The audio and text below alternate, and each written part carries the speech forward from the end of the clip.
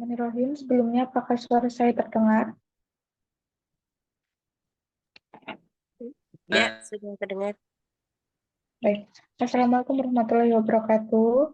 Selamat pagi, salam sejahtera bagi kita semua.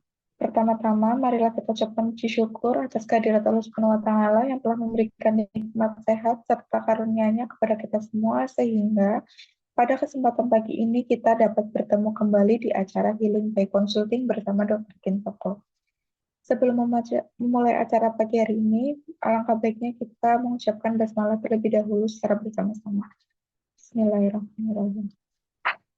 Di sesi pertama akan ada penyampaian mengenai pokok-pokok kesehatan dari Dr. Kintoko. Bismillahirrahmanirrahim. Silakan. Baik, terima kasih. Assalamualaikum warahmatullahi wabarakatuh. Alhamdulillah, kita panjatkan puji syukur.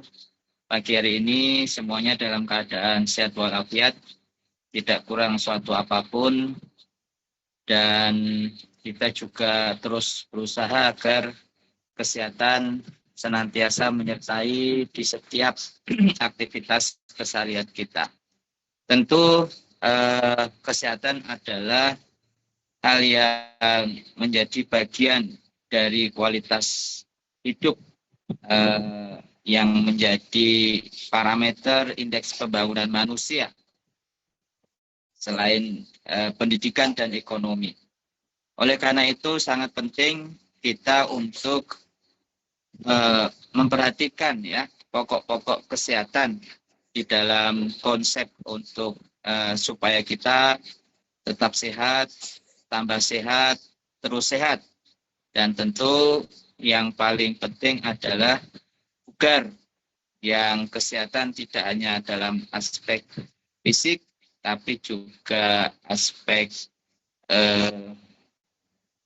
psikis, ya, kejiwaan, ya, dan kesehatan sebagai satu multidimensi. Baik, pokok-pokok kesehatan yang pertama adalah kesehatan 80% itu disebabkan karena sehatnya pikiran.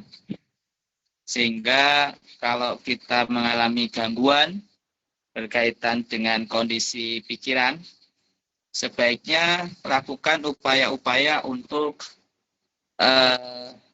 stress release, ya.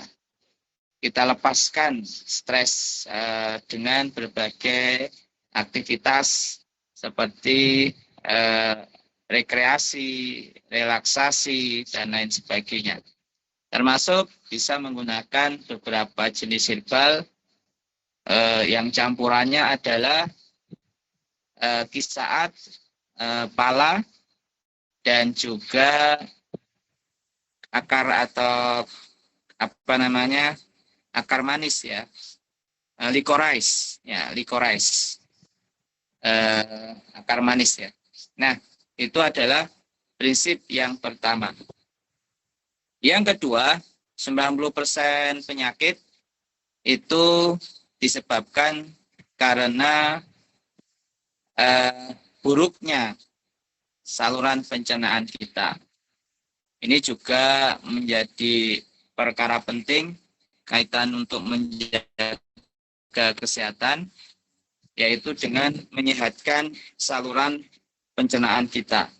Kalau ada masalah-masalah penyakit yang berhubungan dengan saluran pencernaan, segera lakukan upaya-upaya untuk healing, untuk memperbaiki supaya tidak merembet kepada kondisi penyakit lainnya. Kemudian yang ketiga adalah baiknya sistem kekebalan tubuh kita.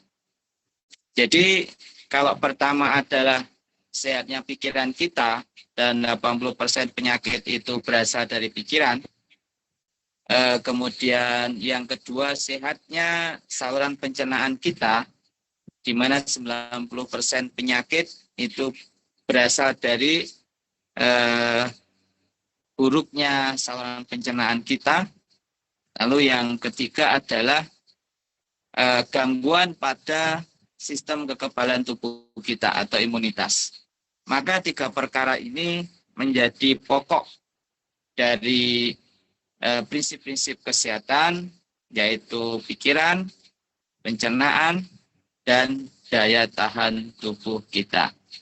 Semoga ini bisa menjadi perhatian semua yang hadir Bapak Ibu pada pagi hari ini untuk terus berusaha supaya tetap sehat, terus sehat, tambah sehat, dan kemudian menjadi bugar, di mana kesehatan kebugaran adalah kesehatan yang bersifat multidimensi, yaitu sehat fisik, sehat jiwa, sehat pikiran. Demikian prolog yang bisa kami sampaikan. Assalamualaikum warahmatullahi wabarakatuh. Waalaikumsalam warahmatullahi wabarakatuh. Terima kasih dokter. Pada sesi selanjutnya saya akan membacakan beberapa keluhan dari pasien yang membutuhkan konsultasi lebih lanjut.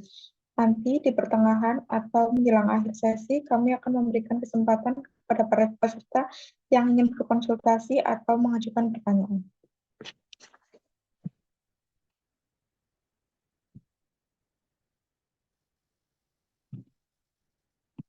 Baik, di sini ada kasus yang pertama, nama inisial N, usia 49 tahun, berat badan 45 kg, dan tinggi 150 cm. Diagnosa atau keluhannya yaitu kanker payudara stadium lanjut, terdapat benjolan dalam payudara yang lumayan besar dan di luar seperti keluar bisul besar dan keluar cairan. Riwayat pengobatannya itu medis dan herbal. Apakah ada saran untuk obat herbalnya ya dok? Ya, pertama penegakan diagnosis dari kanker payudara itu dilakukan menggunakan teknik biopsi. Ya, selain biopsi, ya ada teknik lain menggunakan tusuk jarum lembut atau jarum halus. Prinsipnya di sini kita ingin mengetahui stadium kanker itu dari 1, 2, 3, 4. Kalau di sini sudah dikatakan stadium lanjut, berarti ini sudah masuk 2 ke atas ya, bisa 3, bisa juga 4. Kalau kemudian stadium lanjut itu mengalami penyebaran di bagian organ lain seperti misalkan di hati, kemudian di otak, di tulang, dan seterusnya, itu kemungkinan besar dia ada di stadium 4. Jadi ini stadium lanjut, perkiraan kami adalah stadium 3 ya. Dan kemungkinan ini prosesnya sudah berjalan cukup lama gitu ya untuk masuk ke stadium 3. Nah, di sini sudah diberikan pengobatan medis. Ini medisnya apakah kemo ya? Jadi ini juga perlu dijelaskan. Baik, terapi yang bisa dilakukan. Yang pertama, terapi yang sifatnya non-farmakologi.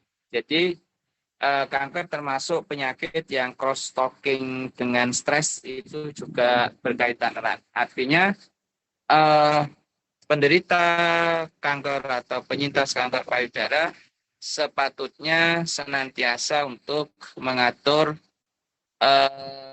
pikirannya ya dengan senyaman mungkin ya, relaksasi dan seterusnya. Jadi nanti di sini bisa dibantu dengan penggunaan pala tadi ya, kisaat, kemudian likorais tadi. Kemudian yang kedua, daya tahan tubuh jelas harus dioptimalkan. Karena pada kasus kanker payudara biasanya kondisi tubuh itu lemah ya, sehingga daya tahan tubuhnya harus di-booster. Bisa menggunakan meniran misalkan, itu yang biasanya dipakai untuk booster imun. Kemudian juga echinacea, ya, itu juga bisa dipakai ya. Jinten hitam, nah, itu juga bisa digunakan. Kemudian terapi secara langsung pada kankernya kita punya standar pakai polibajaka dari 4 jenis bajaka ya, Lithoralis, Suberectus, kemudian Tempala super dan Tempala hitam ditambah rumput mutiara. Lalu dikombinasikan dengan Vicosyanin 50 miligram kapsul ya, dipakai nanti 2 kali 3, sekali minum 3 kapsul.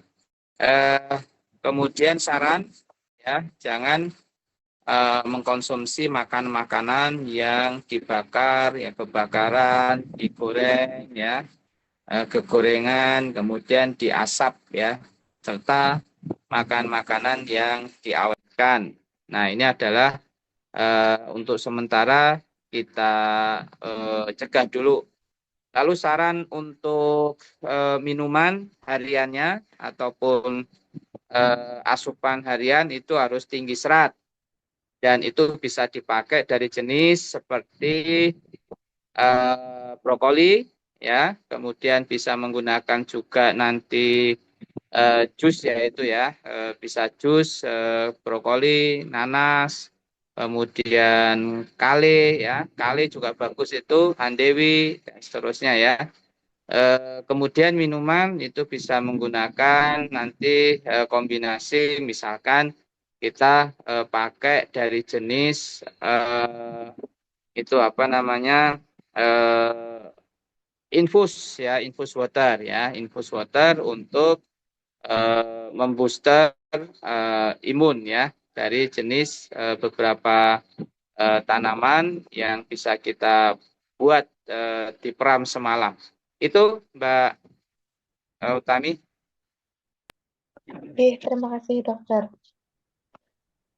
Selanjutnya, untuk kasus yang kedua, silakan di next.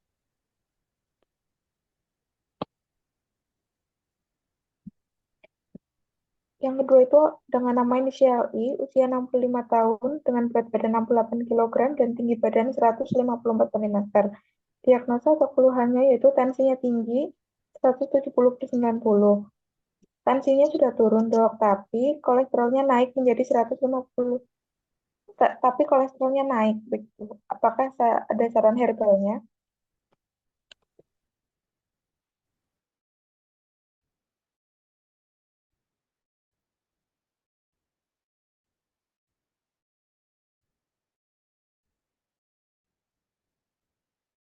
Saya kira ini cuma sedikit tinggi ke organ, ya, ke organ menuju ke jantung. Nah, di sini kolesterolnya naik. Saran saya ini cukup pakai angka bawang putih sama kelapet saja, ya, 3 itu untuk meluruskan kolesterol, terutama kolesterol yang sudah membentuk plak atau LDL pada pembuluh darah intima, ya, dia nempel di situ gitu. Lanjut.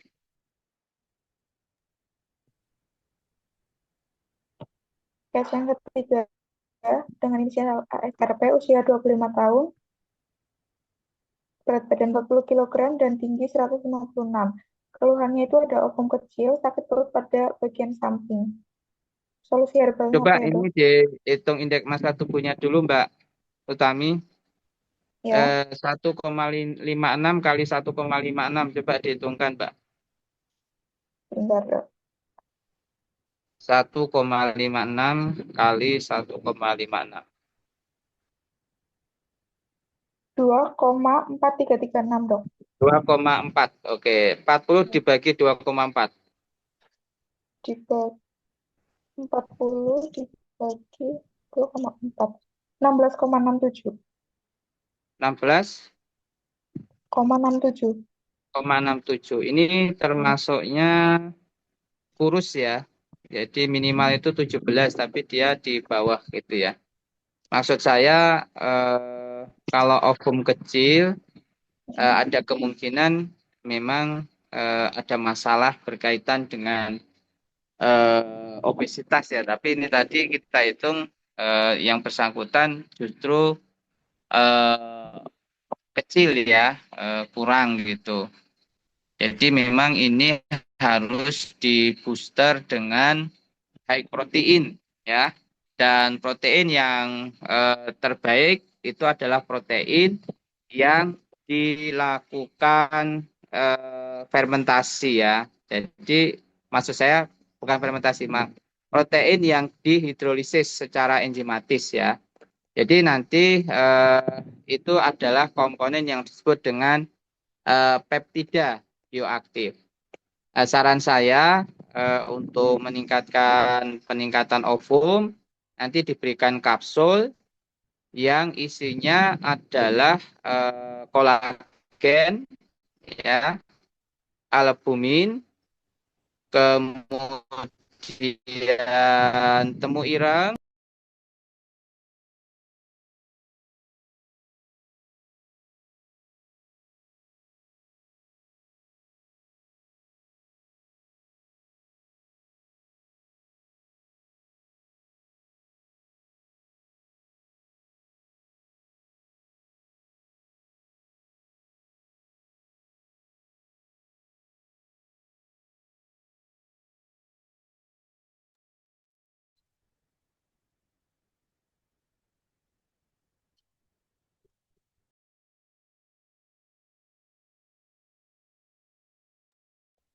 Mohon maaf, dokter, suaranya tidak terdengar.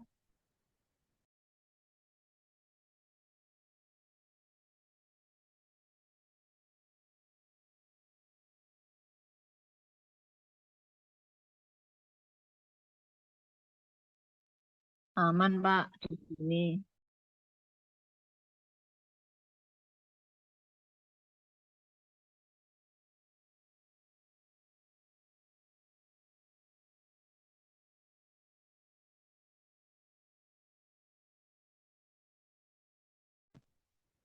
halo, Iya, halo halo, dok. Ya, ya oke, lanjut. mohon maaf yang tadi bisa diulang karena suaranya tidak terdengar dok. Ya, ini tadi dikasih kolagen, ya, kemudian albumin, oke, lalu dikasih temulawak, ya kan, kemudian dikasih apa tadi purwoceng, ya, seperti itu, sama lempuyang emprit, lempuyang emprit, itu. Oke, terima kasih. Yuk, Selanjutnya, lanjut. yang keempat, inisial AS atau T, usianya 31 tahun, berat badan 58 kilogram, dan tinggi badan 158 cm. Diagnosa atau keluhannya itu manis tidak teratur. Riwayat pengobatannya pernah secara medis dan juga herbal. Ya, mens tidak teratur bisa juga karena faktor kelelahan fisik, ya. Itu yang disebut dengan fatigue, ya, fatigue, ya. Jadi fisik terfosir, ya, kelelahan, kemudian secara pikiran juga, dan yang ketiga faktor makanan. Biasanya makan makanan junk food itu mempengaruhi kondisi mens tidak teratur. Atau kemungkinan juga adanya suatu eh, kista atau miom. Ya, ini juga menyebabkan mens tidak teratur. Jadi untuk sementara kita gunakan yang kaitannya untuk meningkatkan mens yang teratur, ya. Nanti pakai neoselnya, ya, sehari 3 kali, kemudian ditambahkan dengan daun iler, ya, daun iler namanya, ya, daun iler, dan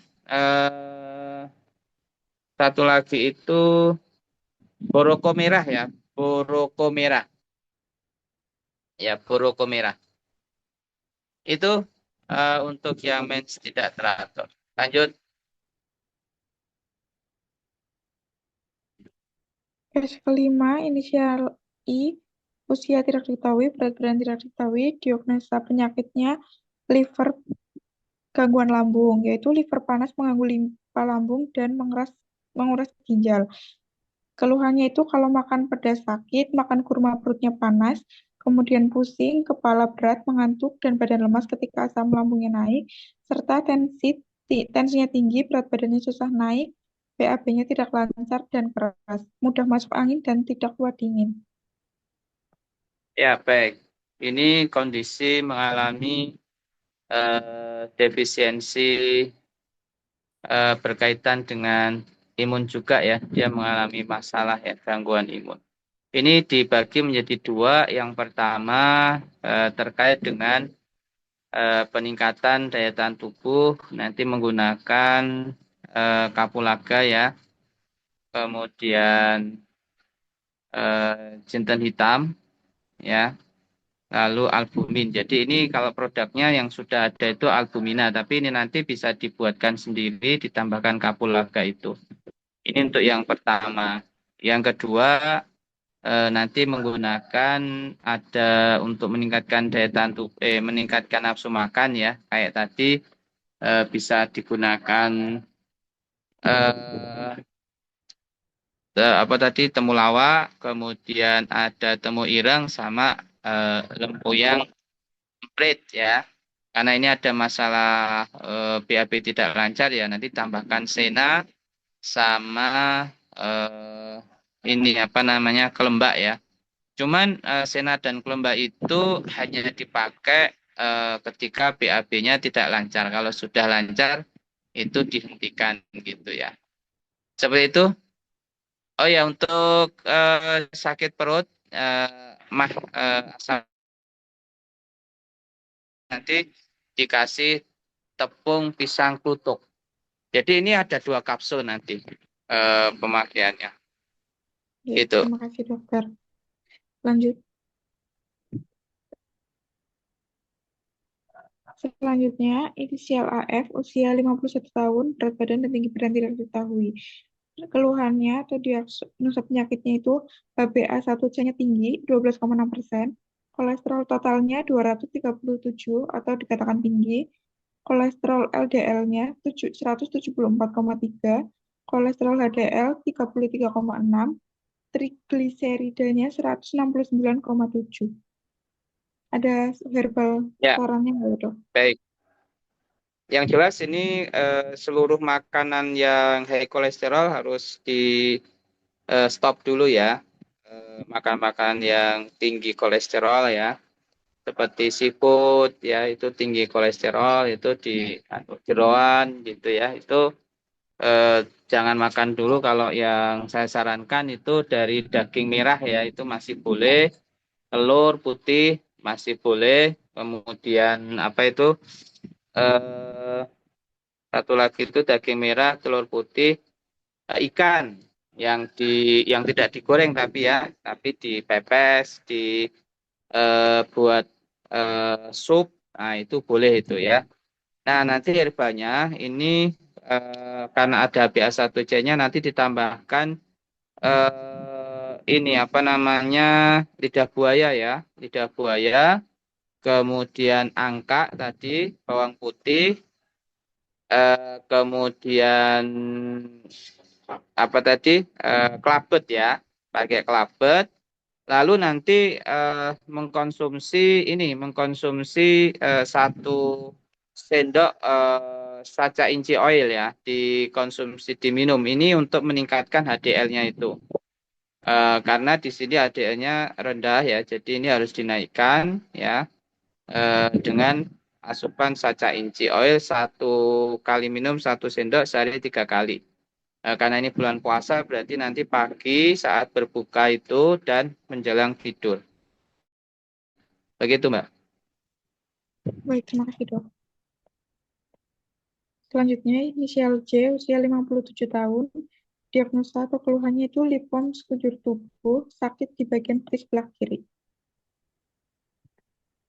Ya, baik. Ini nanti menggunakan greges otot, ditulis ya, greges otot, ya, pegagan, kemudian rumput mutiara, ya, greges otot, saya ulang, ya, kemudian apa tadi? Salah greges apa tadi?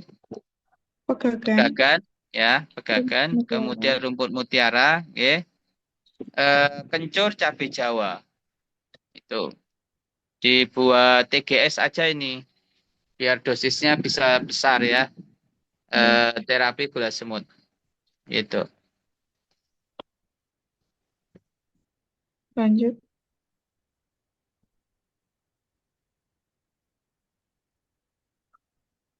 Selanjutnya, inisial TH, usianya 6 tahun, diagnosa penyakitnya tidak atau keluhannya, kondisi pasiennya itu tidak bisa berjalan dan tidak berbicara. Kadang-kadang itu sering kejang sampai seluruh tubuhnya itu kaku dan durasi kejangnya tidak terlalu lama. Ya, ini ada indikasi ke epilepsi ya, dan speech delay ya, keterlambatan dalam bicara. Ini ada masalah yang pasti ini harus dikonsultasikan ke dokter spesialis anak untuk menegakkan diagnosisnya. Kalau yang berkaitan untuk kondisi kejang, ini kita bisa memberikan eh, tadi apa? Ada pala, ada kisaat, kemudian ada licorice, ya, atau apa jenenge? Licorice itu akar manis, ya, akar manis. Kemudian ditambah dengan pegagan dan mengkudu. Ya, ini yang kaitan dengan kondisi tadi apa namanya kejang.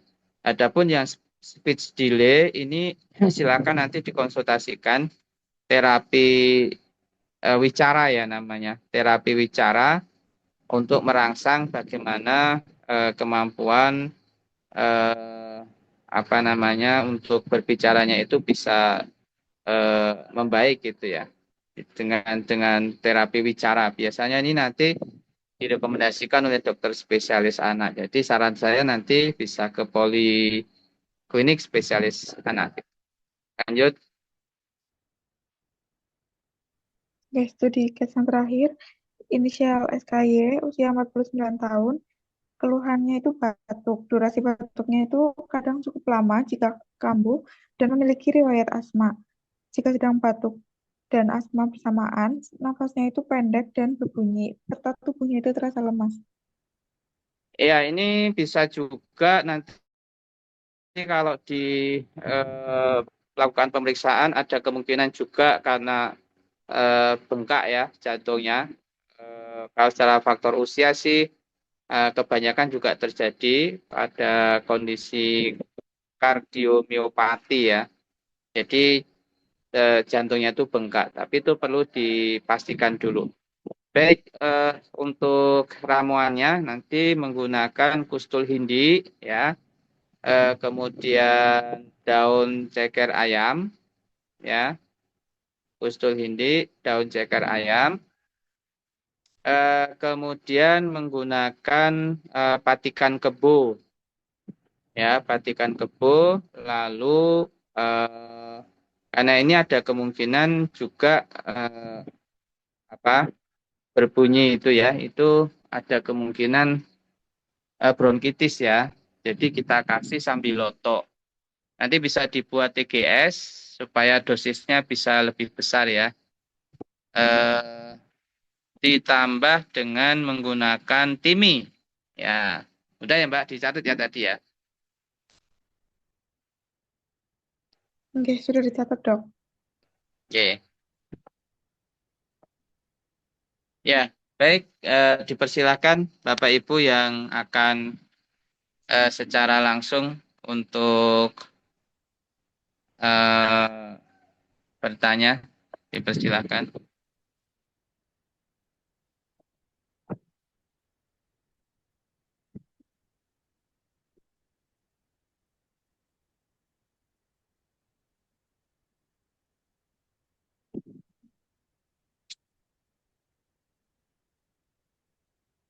Silakan Bapak Ibu yang ingin melakukan konsultasi secara langsung bisa melalui kolom chat atau mengaktifkan mikrofon secara langsung.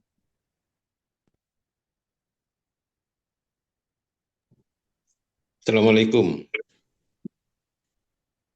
Waalaikumsalam warahmatullahi Salam. Maaf, Bapak, ini saya dasarnya mengikuti apa informasi yang didapat dari WA juga berkenaan dengan terapi air hangat yang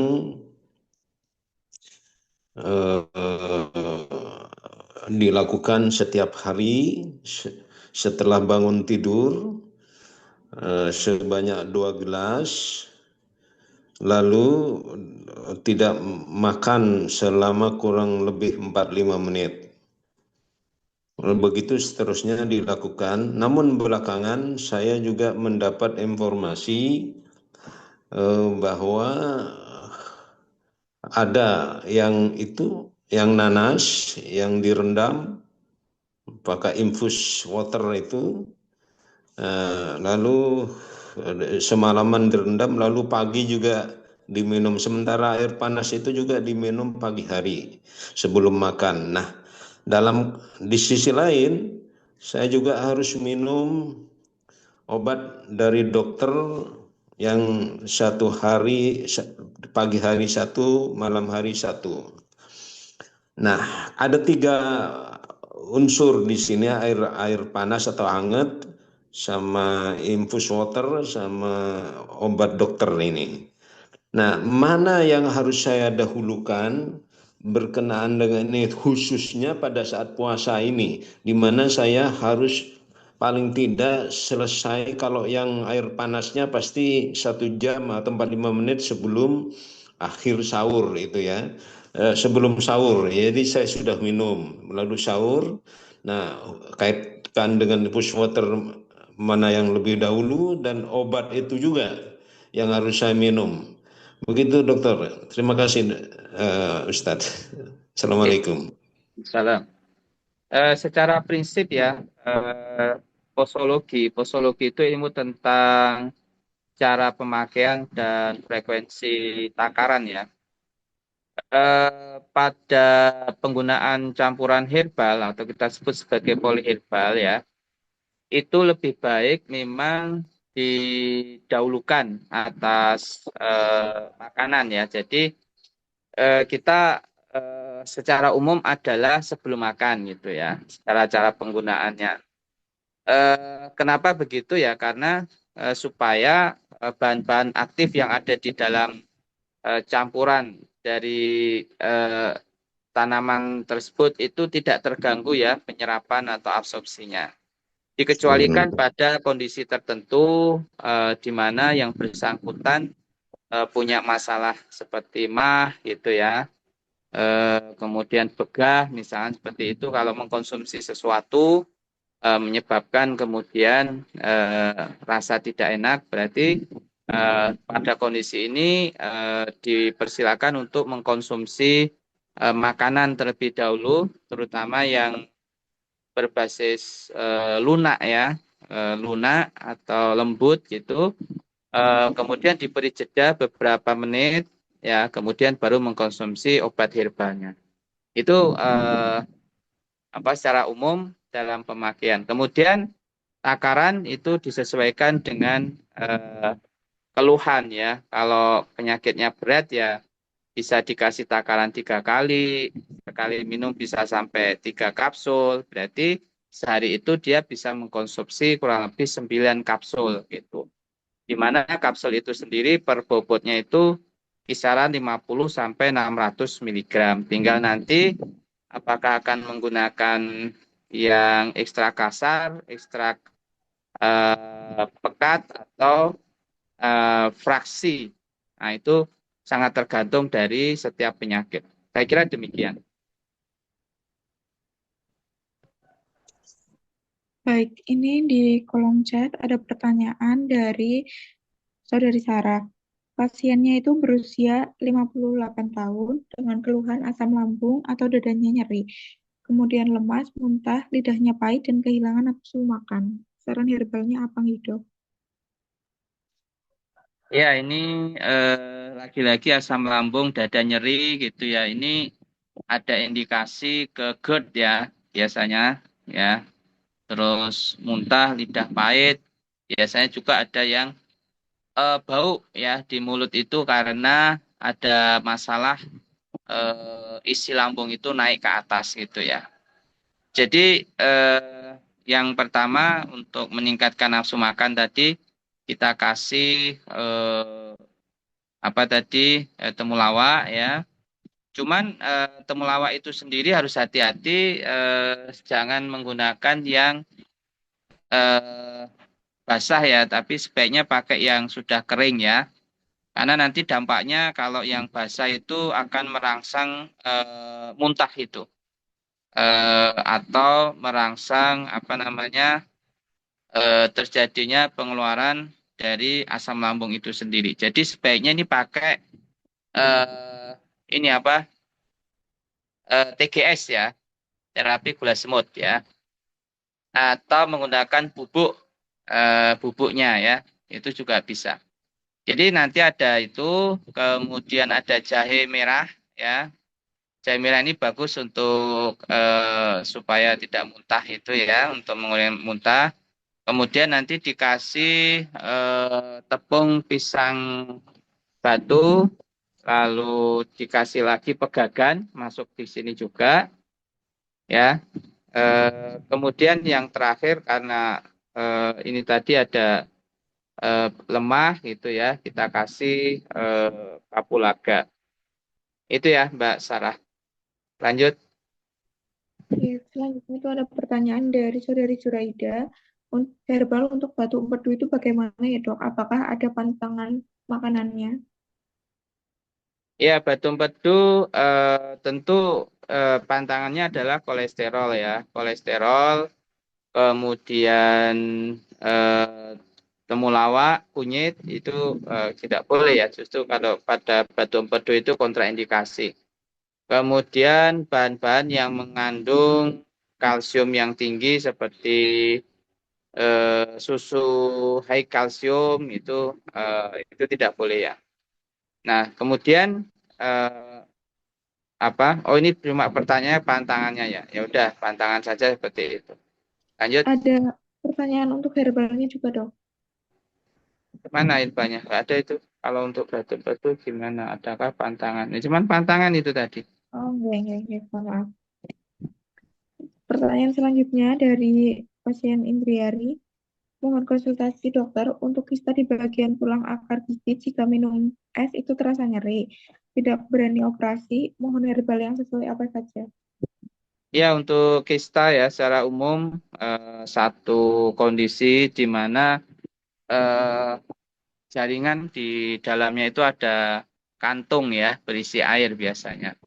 Cairan lah, tidak harus air cairan ya, suatu cairan biologis gitu.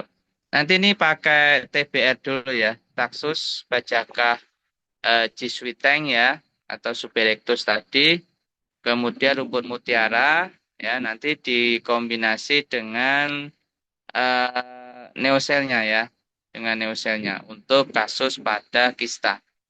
Begitu sehari 2 kali ya, 2 kali pagi atau pas nanti buka dan sebelum tidur gitu. Lanjut. Pertanyaan dari saudari Wiwit Puspitasari. Assalamualaikum dokter, keluhan pasien saya asmur level 7 plus jantung. Untuk herbalnya apa ya dok? Beliau sudah saya totok punggung dan sojuk. Karena beliau akupuntur tidak kunjung sembuh.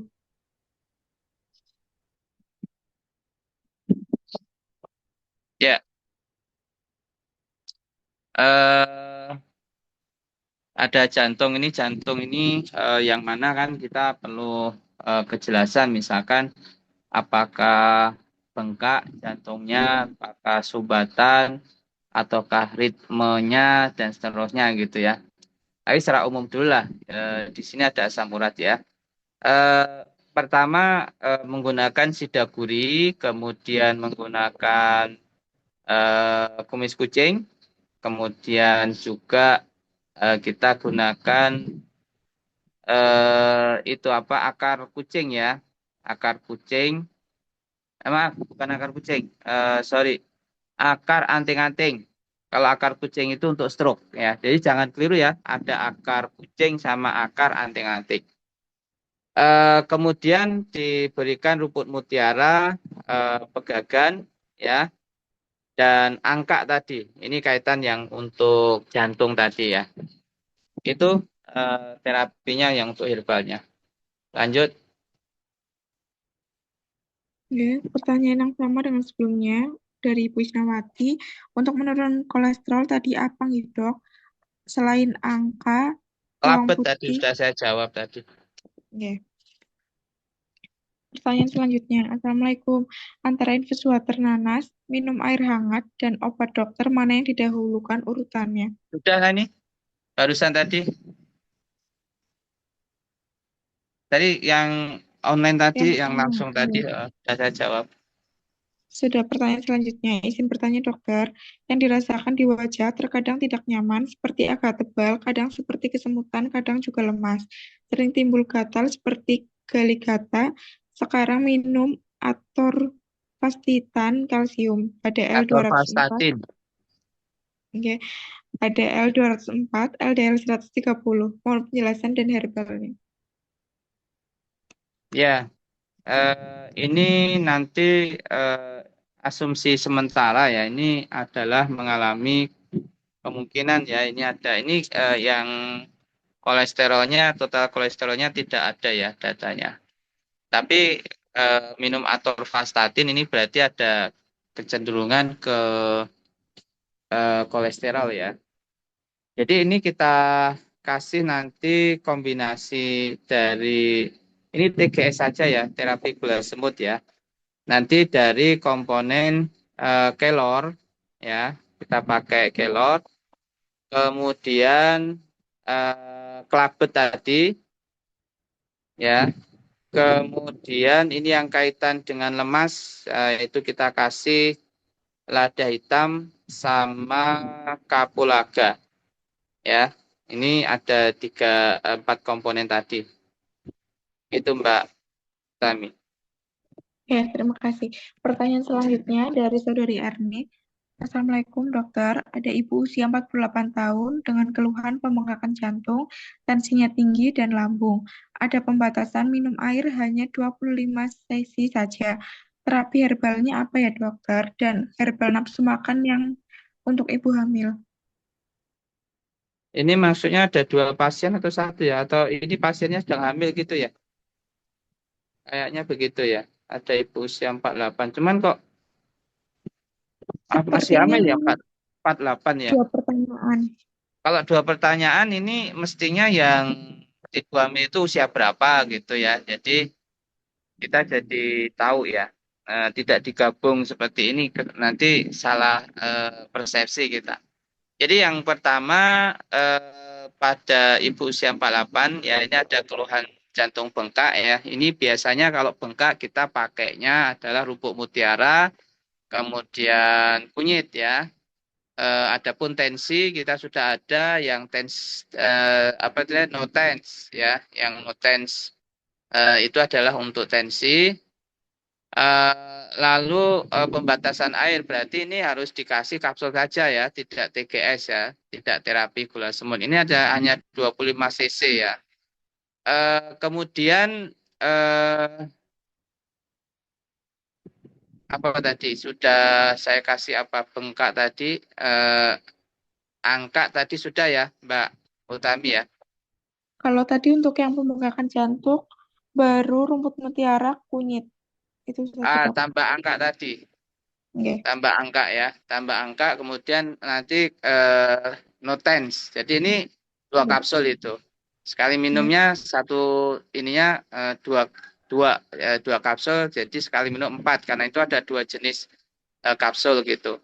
Kemudian untuk penambah nafsu makan untuk ibu hamil, sekali lagi hamil itu termasuk kriteria yang herbal itu harus sangat-sangat diperhatikan terutama pada kehamilan muda atau trimester pertama. Sehingga ini informasinya nih perlu dilengkapi, misalkan apakah hamil muda atau trimester pertama gitu ya. Biasanya sering mengalami kondisi morning sick gitu ya.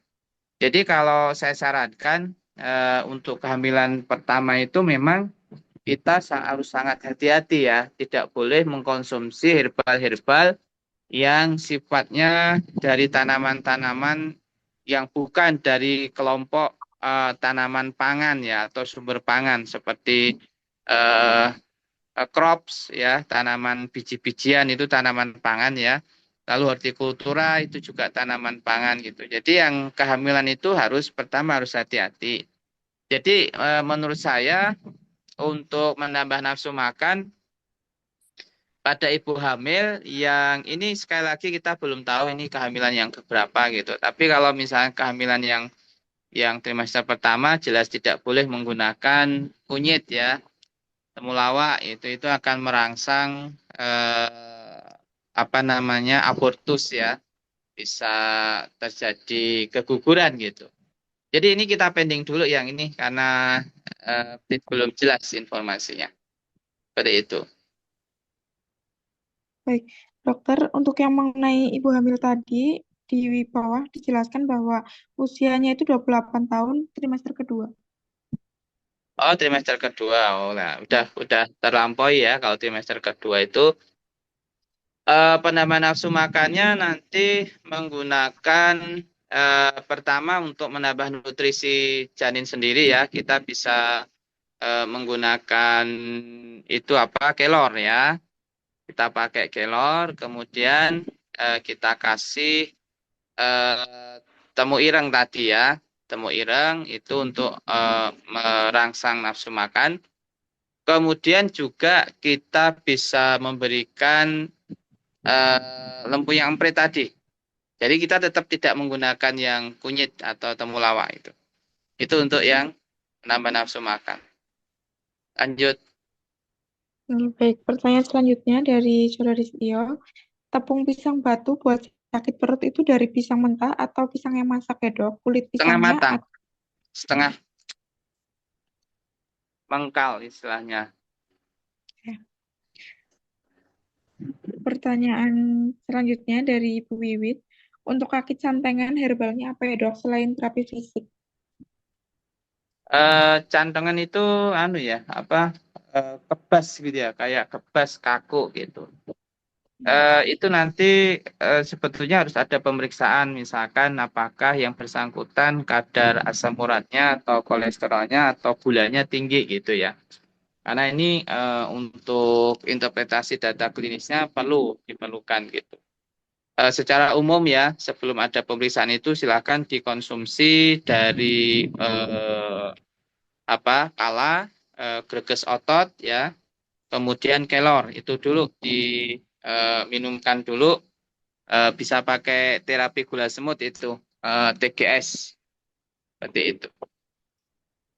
Lanjut. Pertanyaan selanjutnya dari Saudara Ari.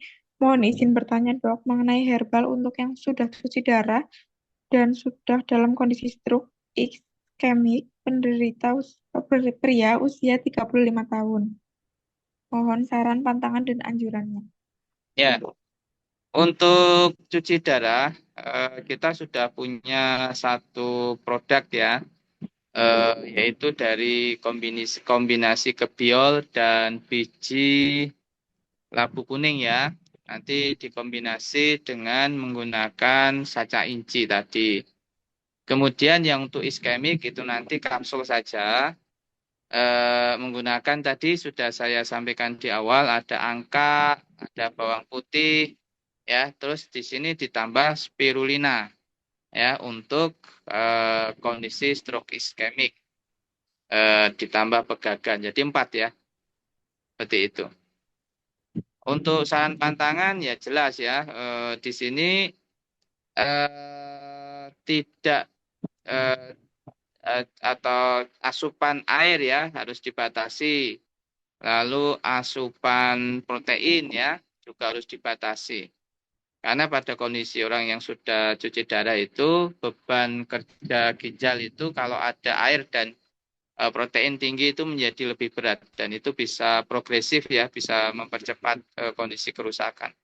Jadi keduanya ini harus diperhatikan. Termasuk beberapa herbal yang banyak mengandung kalsium itu juga tidak yang mengandung kalium maksudnya itu juga tidak terlalu masih harus dikontrol gitu ya supaya tidak terlalu banyak. Oke, lanjut. Pertanyaan selanjutnya, herbal untuk jamur kulit apa ya dok? Kalau kami sudah ada itu namanya tea tree oil ya, rosemary ya, TTOR ya. Itu bagus untuk kondisi jamur kulit ya, termasuk apa itu namanya Dompo ya, dompo ya, dompo atau penyakit virus itu ya. Salah satu yang kita sebut herpes itu. Itu biasa pakai TTOR itu. Sehari bisa sampai 5 kali tuh ngolesnya. Begitu? Ya, dok, terima kasih. Baik, apakah dari peserta ada yang ingin berkonsultasi lagi?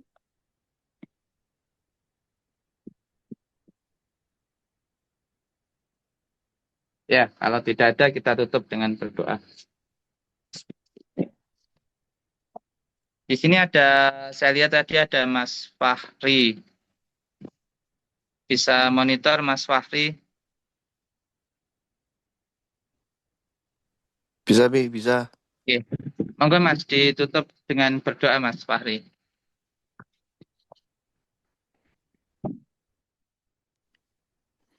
Baik. Alhamdulillahirrahmanirrahim. Acara berjalan lancar dan semoga insya Allah apa yang disampaikan oleh Dr. Gintoko dapat bermanfaat untuk kita dan yang sedang diuji oleh Allah semoga diberikannya kesembuhan dengan syifaan ajilan. Bismillahirrahmanirrahim. Wa biridillah wa bi syafaati Rasulillah wa ala niyatin qabul. Alhamdulillahirabbil alamin. Hamdan syakirin, hamdan na'imin, Amin. hamdan yuafi ni'amahu wa yukafi'u mazidah. Amin. Ya Rabbana lakal hamdu kama yanbaghi li wajhikal karimi wa 'azimi sultanik. Amin. Subhanaka la nuhsi sana'an 'alaika anta kama asnaita 'ala nafsik. Falakal hamdu hatta tarda wa lakal hamdu idza radita wa lakal hamdu ba'da ridha. Allahumma inna nas'aluka imanan wa ihtisaban ghufira lahu ma taqaddama min dhanbi. Amin. Allahumma inna nas'aluka ridhaka wal jannah wa na'udzu bika min sakhatika wan nar. Allahumma farij humumana wa nafis kurubana wa qdi duyunana washfi mardana ya Rabb, washfi mardana jami'il muslimin wal muslimat birahmatika ya arhamar rahimin. Amin. Allahumma ighfir lana dhunubana wa dhunuba abaina wa ummahatina wa dhunuba jami'il muslimin wal muslimat wal mu'mina wal mu'minat ya Ghaffar birahmatika ya arhamar rahimin. Allahumma inna